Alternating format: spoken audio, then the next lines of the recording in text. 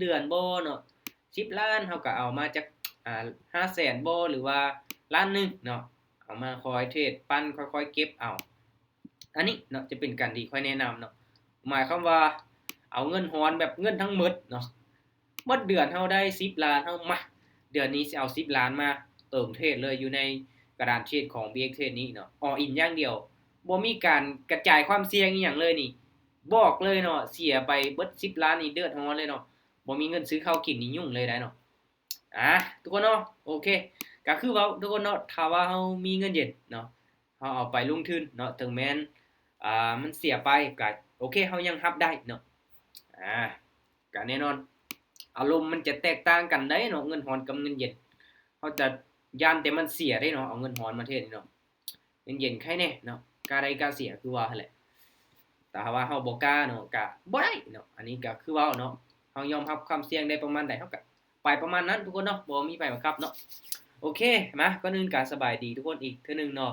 ข้อยเองก็ชื่อว่าวันนาเด้อทุกคนเด้อเนาะวันนาเทรดเดอร์ถ้าว่าไผที่ได้ติดตามอยู่เนาะฝากติดตามทุกๆช่องทาง YouTube แน่ TikTok แน่ Facebook แน่ทุกคนเนาะโอเคมาเดี๋ยวมื้อนี้เฮามาเทรดเก่งกำไรจัก10%เนาะสำหรับข้อยเองก็ในแต่ละรอบเนาะก็เอางบมาน้อยมาหลายเนาะก็อิงตามเบิ่งตามกราฟเนาะกราฟงามก็เอามาหลายแสำหรับรอบนี้เด้อทุกคนเด้อเนาะค่อยจะเทรดตามเทรนด์เลยเนาะตามเทรนด์เลยตามอินดิเคเตอร์ตัวนี้เนาะถ้าว่าเป็นไปได้นี่โอ้ทุกคนเนาะเห็นบ่จุดที่มันตัดกันเด้อสังเกตเบิ่งดีๆเนาะmoving average Duo มื้อนี้เส้นมันตัดลงมานี่เฮาตามขายนี่โอ้ไม้นี้ก็แดงไม้นี้ก็แดงไม้นี้ก็แดงไม้นี้ก็แดงโอ้แดง4ไม้ติดแล้วเนาะไม้นี้พักตัวเขียวเนาะมาทุกคนเนาะออเดอร์ต่อไปจะเป็นออเดอร์แรกเด้อเนาะสำหรับมื้อนี้ข้อยเองก็มีกำไรมา200ปลายแล้วเนาะในการเทรดตามเทรนด์เนาะหาจุดเข้าออเดอร์จุดนี้ล่ะถ้าเส้นมันตัดลงมานี่ค่อยตามขายเนาะเส้นมันตัดขึ้นตามซื้อวินแล้วก็พักรอจังหวะเนาะทุกคนลองซูมเบิ่งกราฟย้อนหลังแม่เนาะเส้นมันตัดหลายเด้ในมือนึงนี่หลายจุดเนาะมือนึงนี่หลายจุดเนาะเส้นมันตัดขึ้นปุ๊บเฮาตามซื้อเนาะอาจจะพักตัวแดงเฮาก็คูณเงินซื้ออีกเนาะวินเฮาก็พักก่อนเนาะเส้นมันตัดลงมาตามขายวินเฮาก็พักเนาะอันนี้เป็นการเทรดแบบรอจังหวะเนาะถ้าค่อยเทรดแบบตัวเองมีเวลาว่างนี่จะเทรดแบบนี้เนาะเทรดแบบใจเย็นเอามือก็ได้กำไรหลายเนาะแต่ว่าอาศัยความอดทนเนาะแต่ว่าเปิดมีตติ้งนี่จะเป็นต้องได้เทรดไปยาวๆเนาะเห็นบ่ทุกคนเนาะออเดอร์นี้พักตัวเนาะโอเคมาปรับเงินก็จะไปออเดอร์ละ20เหรียญเด้อโอเคทุกคนรีเฟรชโอเคครับบ่ได้บ่ทันซ้ำเนาะโอ้เวลาเบิดมันรีเฟรชหน้าจอบัดนึงคันว่าเฮาบ่ได้กดหึงเนาะเฮาบ่ได้เคลื่อนไหวหึงมันจะรีเฟรชบัดนึงทุกคนเนาะโอ้เสียดายเลยไม้นี้ว่าสิตามขายลงมาแบบงามๆเนาะแต่ว่าโอ้บ่ได้ออกเนาะโอเคบริหารทุนให้เป็นเด้อทุกคนเด้อเนาะไผที่อยากเทรดเนาะก็คือเว้าทุกครั้งค่อยจะได้ย้ำเป็นประจำเนาะให้ทุกคนวิเคราะห์ไปนำกันตามได้ส่วนได้เนาะไผที่อยากเทรดตามค่อยก็ต้องยอมรับความเสี่ยงให้ได้เนาะเวลาเฮาเสียเฮาจะบ่โทษกันแน่เนาะตัดสินใจด้วยตัวเองเงินเฮาเนาะมา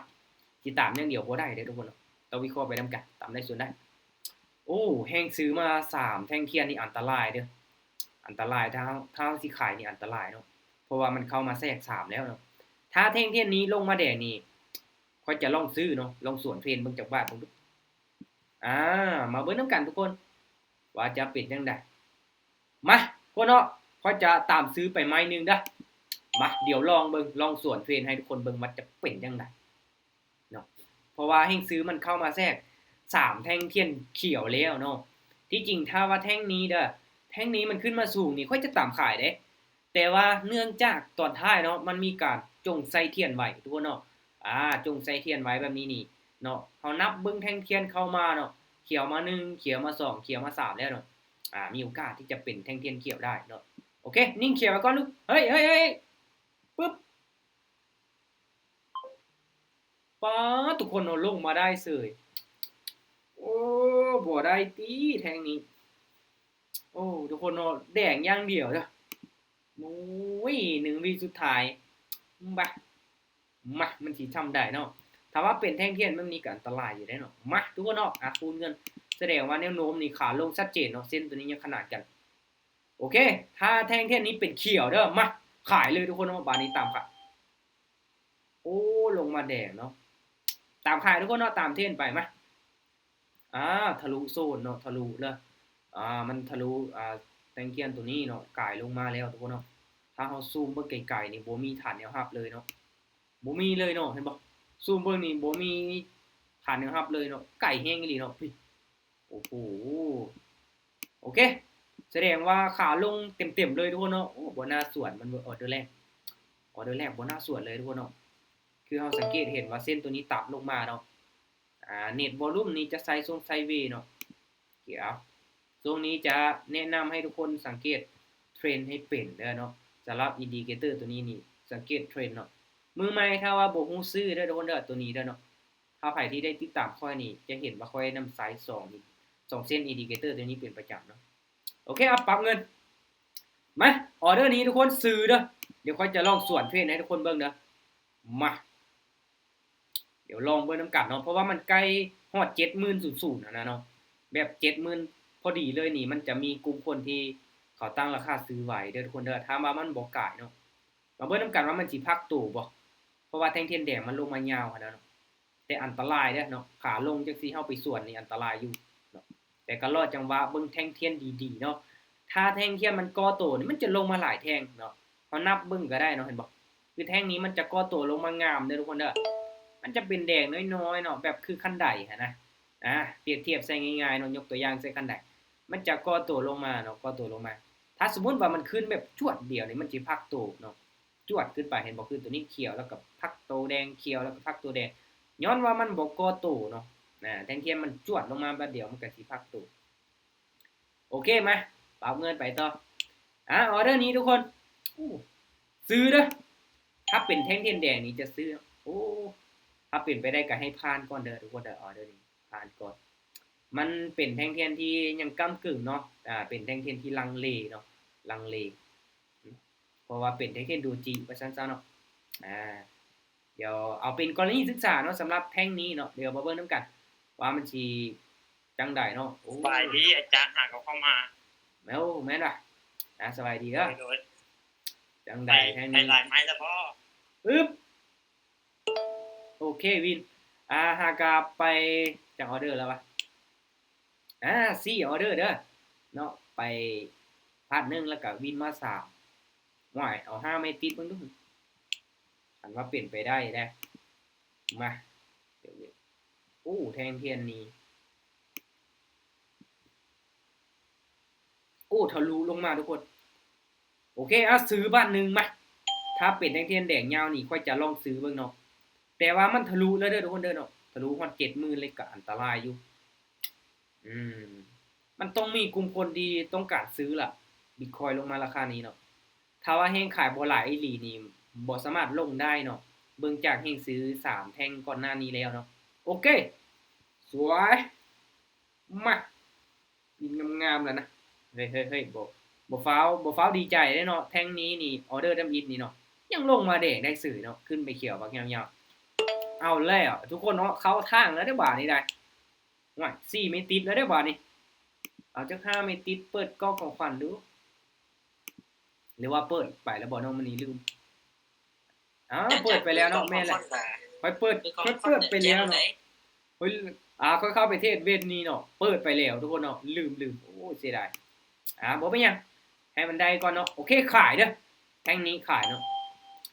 มื้อเว้นนี้ค่อยเข้าไปเทศได้ประมาณ10ปลายเหรียญนี่แหละเนาะแต่ว่าบ่ได้เปิดมีตติ้งบ่ได้เฮ็ดคลิปอิหยังเข้าไปเทศปันพอร์ตเก็บกำไรซื่อๆเนาะได้5ไม่ติดพอดีเลยมาออเดอร์นี้เด้อทุกคนเด้อเนาะตามที่ผ่านมาเด้อถ้ามันยังเป็นแนวโน้มขาลงเนาะพักตัว2เขียวจังซี่นี่มันต้องลงแดงต่อเนาะมันต้องลงแดงต่ออย่าได้ลูกมันขึ้นนิ่งแท้ลงมาลูกลงมาแดงอุ้ยขึ้นไปตอนท้ายจังซี่เรียบร้อยทุกคนเนาะบ่ได้จ้ะบ่คือเก่าโอ้ปกติแล้วมันต้องลงมาพักตัวก่อนแหละขึ้นไป2เขียวต้องลงมาพักตัวเนาะแต่ก็คือเว้าเนาะเพราะว่าเบิ่งตามแนวโน้มเนาะมันลงมาหลายแล้วเนาะเทรนขาลงนี่มันลงมาหลายแล้วเนาะลงมาจากจุดนี้เนาะเป็นให้มีกลุ่มคนที่โอเคทุกคนเนาะมาคูณเงินอีกก็ได้ออเดอร์นี้ขายอีกก่อนเด้อถ้ามันเป็นเขียวนี่เฮาจะขายไปก่อนเนาะ จนกว่ามันจะพักตัวแดงเนาะจนกว่ามันสิพักตัวแดงเพราะว่าเส้นตัวนี้มันยังบ่งอขึ้นนะมาลุ้นมานํกันว่ามันสิพักตัวบ่เนาะเพราะว่าแท่งเทียนเขียวนี่ก่อนที่ว่ามันจะขึ้นเนาะมันขึ้นมา3หรือว่า4ไม้นี่มันต้องพักตัวแดงนะปกติมันต้องพักตัวแดงแต่ก็ติดเส้นตัวนี้เนาะตัวนี้ติดเส้นตัวนี้เนาะอ้าวคือขึ้นไปหลายแท่งแท้เนาะ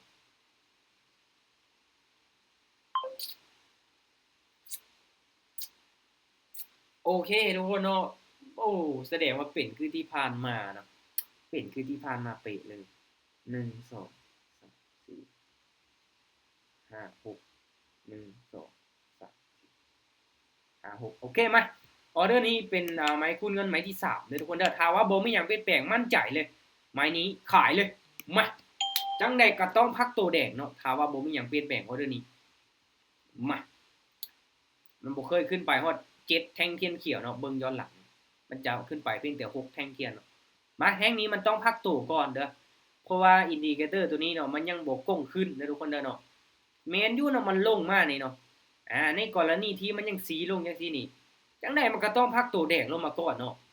เอิ้นว่าออเดอร์ทำมาหากินเลยก็ว่าได้เนาะแท่งนี้เนาะมั่นใจสุดละเห็นบ่โอ้ยสิยอกกันแฮงบ่ได้เด้ลูกเห็นบ่ถ้าแนวโน้มขาลงทุกคนเนาะแม่นอยู่มันกลับโตขึ้นไวจังซี่แต่ว่าบ่ฟาวได้เนาะมันขึ้นมาเขียวหลายไม้แล้วเฮาสิไปตามซื้อนี่บ่ได้เนาะต้องตามขายเนาะเห็นบ่20 40 80มาไปอีกโอเคทุกคนเนาะตามแท่งเทียนที่ผ่านมาออเดอร์นี้เราต้องซื้อเด้อโอเคซื้อบาทนี้เนาะ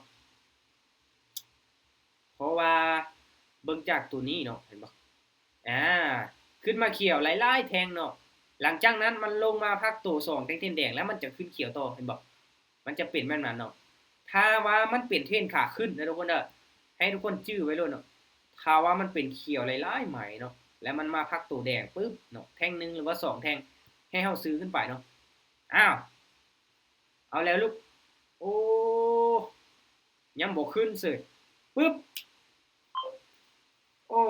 บ่ได้ติ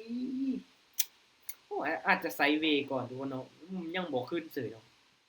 โอเคสังเกตเห็นสัญญาณมาละสัญญาณมันมาแล้วทุกคนสังเกตเห็นเส้นสีส้มตัวนี้เนาะเริ่มก้งแล้วทุกคนเนาะเดี๋ยวค่อยจะตามซื้อเลยเด้อเนาะเดี๋ยวค่อยจะตามซื้อเลยเนาะไม้นี้บ่ขึ้นเขียวบ่เป็นหยังออกตาม4คักแต่ว่าโอเคปรับเงินออเดอร์นี้ซื้อนะทำการซื้อเลยบาทนึงมาอาจจะเป็นไซด์เวย์เนาะแล้วก็ยังบ่ทันกลับตัวเทื่อเส้นตัวนี้มันยังบ่ทันได้ตัดเด้อทุกคนเด้อเนาะมันเริ่มก้งซื่อๆเนาะถ้าเป็นไปได้เขาจะรอให้เส้นตัวนี้มันตัดก่อนเนาะรอท่าจักหน่อยรอท่าให้เส้นมันชัดเจนคอนเฟิร์มแล้วเขาจะเข้าออเดอร์ซื้อไปเนาะทุกคนเนาะบ่คิดว่าสิมาแบบงามๆจังซี่เนาะได้นะออเดอร์นี้เขียวได้จังได๋ก็เขียวได้นะสวยน่าเห็นบ่ลายมันโอเคอุ๊ยเนาะทุกคนเนาะกำไรกำไรตามเป้าเลยดิทุกคนเนาะบวกมา100กับ9เหรียญ 10% คือที่เว้าเนาะในรอบนึงนี่ส่วนหลายค่อยบ่อยากให้ทุกคนอยู่กับกราฟหึงเด้อทุกคนเด้อเนาะเพราะว่าอยู่หึงนี่บ่ค่อยปานใดเนาะเพราะว่ามีโอกาสที่จะเสียหลายกว่าเนาะโอกาสที่จะเสียหลายกว่าสำหรับรอบนี้ไปจักออเดอร์5 7 8 9 10ตัวเนาะ10ไม้เนาะพลาด4เด้อทุกคนเด้อเนาะแสดงว่าอัตราการชนะอยู่ที่ 60% เนาะเห็นบ่รวมๆแล้ว60เนาะเพราะว่าไป10ไม้เนาะเฮาพลาด4เนาะวิน6แสดงว่าเฮามีอัตราการชนะอยู่ที่ 60%เนาะถ้าว่าอัตราการชนะน้อยนี่ต้องคูณเงินเนาะต้องอาศัยในการ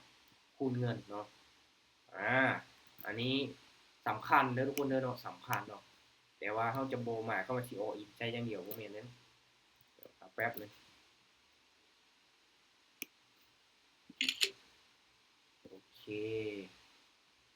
เป็นจังได๋ทุกคนมีกำไรบ่หรือว่าจังได๋เข้ามาเบิ่งค่อยเทรดเป็นกรณีศึกษาบ่หรือว่าจังได๋เนาะหลักๆแล้วค่อยอยากเน้นในจุดนี้เด้อทุกคนเด้อเนาะสำหรับอินดิเคเตอร์ตัวนี้บ่ฮู้ว่าทุกคนเคยนำใช้บ่เนาะค่อยจะนำใช้เบิ่งเทรนด์เด้อทุกคนเด้อเนาะ เอิ้นว่าเทรดตามเทรนด์ตามเทรนด์สำหรับมือใหม่เนาะเข้ามาที่ Epic Indicator และพิมพ์ค้นหาเนาะ moving average double หลังจากนั้นให้ทุกคนกดใส่ตัวหนังสือปุ๊บเนาะและมันจะออกมาสำหรับวิธีการนำใช้เนาะให้เฮาสังเกตเบิ่งจุดที่เส้นตัวนี้เนาะมันจะมีเส้นที่ไวและก็เส้นที่ช้าเนาะถ้าเส้นสีส้มนี่มันจะไวเนาะมันจะไวกว่าเนาะมันเคลื่อนที่ไวกว่าเนาะหลังจากนั้นมันจะ เป็นเทรนด์แบบนี้เลยเนาะสังเกตเทรนด์แบบชัดเจนเลยเนาะถ้าเส้นมันยังเป็นแนวโน้มขาลงอยู่ซี่เฮาตามขายเนาะตามขายลงมาจนกว่ามันเริ่มเนาะแท่งเทียนมันลงมาห่างออกจากเส้นตัวนี้เนาะมันจะดึงกลับขึ้นไปมันจะดึงกลับขึ้นไปเนาะคือจุดนี้เลยเนาะโอเคทุกคนสำหรับวันนี้นี่พอใจเนาะก็เองมีกำไรตามเป้าที่วางไว้บวกมา5โอเคเอา 10% เท่านั้นเนาะบ่ต้องอยู่กับมันถึงเกินไปเนาะเทรดมีกำไรแล้วก็พักก่อนเนาะ โอเคทุกคนเนาะรอบนี้ก็ถือว่าขอบใจทุกคนที่เข้าร่วมเด้อเนาะก็ให้ตั้งใจศึกษาเนาะต้องตามแผนไว้ก่อนเนาะต้องมีวินัยกับตนเองเนาะอย่าโลภหลายเนาะวงการนี้ถ้าว่าไผโลภนี่อยู่บ่รอดเนาะอยู่บ่เฮิงอีกเนาะคนนี้ได้กำไรหลายแต่ว่าบ่ถอนเนาะเทรดไปเรื่อยๆจนกว่าจะเสียมีเด้อทุกคนเด้อเนาะบางคนเทรดปั้นขึ้นไปฮอด 4-5,000 เหรียญเนาะทีมงานค่อย 4-5,000 เหรียญจากที่เติมเข้าไปเพียงแต่ 2-300 เนาะเทรดไปเทรดมาเทรดไปเทรดมาเทรดแบบเอิ้นว่าสูงแรกๆนะสูงแบบติ๊กเทรดเนาะเทรดไปเรื่อยๆจนเสียเบิดเนาะไปไม่ใหญ่ขึ้นเนาะเพราะว่าพอร์ตมันใหญ่เด้เนาะพอร์ต 4-5,000 แล้วก็ไปแล้วไม้ละ100ไม้ละ200เนาะไม้ละ3ไม้ละ400เลยเนาะเผลอๆไปฮอดไม้ละ1,000เนาะนี่แหละทุกคนเนาะจ่ายคนเฮาเนาะ เข้าใจการมื้อนี้ไหนผมหูหลายเลยนะ โอเคขอบใจคือกันเนาะก็ตั้งใจศึกษาทุกคนเนาะแน่นอนดอกมันถามว่าเฮาอยากได้ผลตอบแทนที่สูงไวเนาะแน่นอนความเสี่ยงมันก็ยิ่งสูงเนาะเวลาเฮาได้แม่นเฮาได้ไวเวลาเสียเฮาก็เสียไวคือกันเนาะอันนี้คือจุดหนึ่งเนาะที่เฮาต้องคำนึงถึงเนาะเรื่องความเสี่ยงทุกคนเนาะโอเคสำหรับวันนี้ขอบใจทุกคนที่เข้าร่วมบ๊ายบายเด้อเจอกันใหม่รอบต่อไป